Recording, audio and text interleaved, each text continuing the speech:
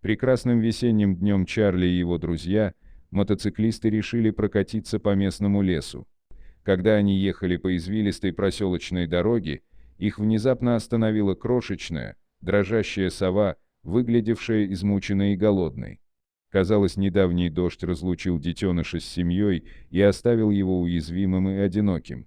Наполненный состраданием, Чарли без колебаний связался как со службой охраны природы, так и с полицией, которые быстро прибыли на место происшествия, чтобы помочь со спасением. Детеныша заботливо доставили в профессиональный приют, где он получил заботу и ласку, необходимые ему, чтобы, надеюсь, однажды его выпустят обратно в дикую природу. Убедившись, что маленькая сова в надежных руках, Чарли и его друзья продолжили путешествие по лесу. Группа провела прекрасный день вместе. Но Чарли не мог выкинуть мальчика, сову, из головы. Он продолжал задаваться вопросом, как поживает маленькая птичка. А несколько недель спустя Чарли не смог устоять перед желанием проследить за развитием совенка. Он связался с природоохранным органом и поинтересовался состоянием совы. Сотрудники пригласили его лично посетить птицу. Когда он приехал, то был поражен преображением. Некогда дрожащий и потерянный детеныш превратился в величественную птицу, со светящимся оперением и проницательными глазами. Тем не менее, персонал высказал Чарли свои опасения по поводу животного. Они сообщили ему, что сова на этой стадии развития должна уметь летать, но детеныш еще не пытался это сделать. Хранитель объяснил Чарли, что сова физически в порядке, но ей нужно было много заботы и внимания, чтобы процветать умственно и эмоционально. С того дня, как он спас маленькую птичку, он чувствовал ответственность за нее. Затем он решил регулярно посещать заповедник, чтобы проверить сову и посмотреть, может ли он чем-нибудь помочь. В течение следующих нескольких недель Чарли провел много времени в центре, помогая ухаживать за птицей. Он научился кормить сову и чистить ее клетку. И ему даже разрешили поддержать его в руках. Со временем Чарли все больше и больше любил сову. Он считал ее своим домашним питомцем и с нетерпением ждал возможности навестить ее каждый день. Однажды, кормя птицу, Чарли заметил, что сова смотрит на него своими большими яркими глазами. Ему казалось, что она хочет ему что-то сказать. Но он не был уверен, что. Внезапно сова начала хлопать крыльями и прыгать по клетке.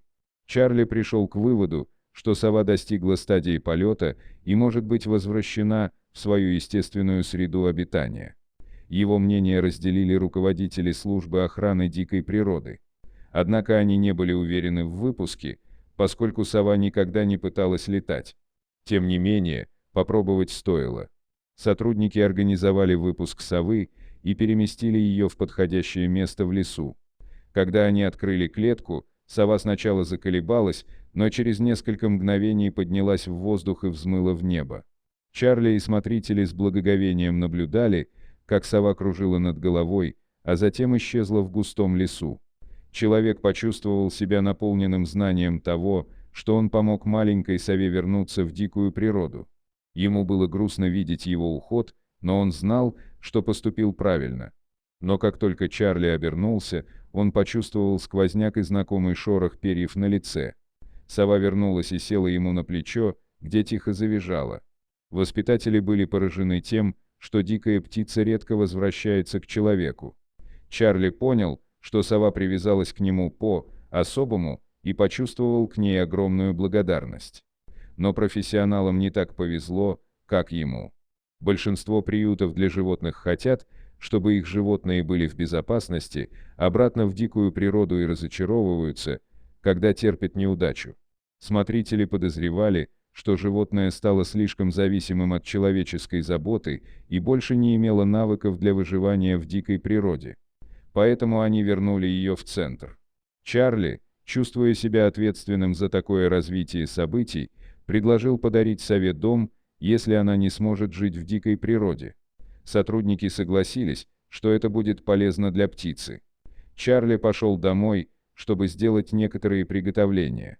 Он пообещал вернуться на следующий день, чтобы забрать сову, которую он ласково назвал Хутом. Однако, когда он уезжал на следующий день, он понятия не имел, что будет дальше. Когда Чарли подошел к клетке Хута, чтобы вытащить ее, он услышал слабый зов с ближайших деревьев.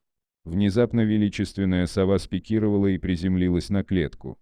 Она была похожа на Хута, но она была крупнее и сильнее. С безопасного расстояния один из добровольцев понял, что это еще одна маленькая сова, и предположили, что это мать Хута. Мать, сова искала своего детеныша и, наконец, нашла его. Как только Чарли потянулся к замку клетки, чтобы освободить птенца, произошло нечто шокирующее, лишившее всех дара речи. Все с изумлением наблюдали, как мать, сова открыла клювом клетку. Хут выполз, несколько секунд смотрел на большую птицу и, казалось, узнал свою мать. Мать, сова посмотрела на Чарли и издала благодарный писк, прежде чем отправиться в лес со своим детенышем. Чарли испытал бурю эмоций. Ему было грустно, что его друг уезжает, но он также был счастлив, что сова воссоединилась со своей матерью. Это был момент, который он никогда не забудет. Не забудьте поставить лайк под видео и подписаться на канал.